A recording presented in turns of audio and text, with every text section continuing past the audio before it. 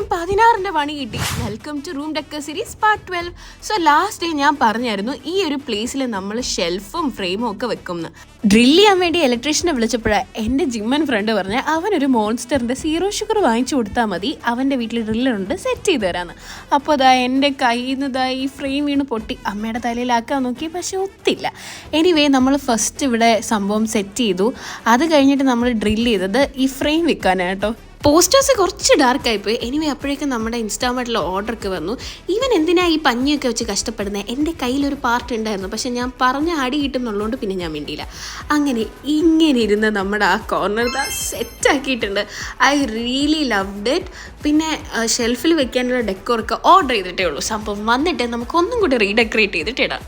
അതെ, posters reprint ചെയ്യണോ അതോ ഇത് തന്നെ കീപ്പ് ചെയ്യണോ ഒന്ന് കമൻറ്റ് ചെയ്തേക്കണേ. ആൻഡ് നെക്സ്റ്റ് വീഡിയോയിൽ നമ്മൾ ബെഡ് ഫ്രെയിമിൻ്റെ മുകളിലാണ് സെറ്റ് ചെയ്യാൻ പോകുന്നത്. അപ്പോൾ നെക്സ്റ്റ് വീഡിയോ കാണാം. Okay, by.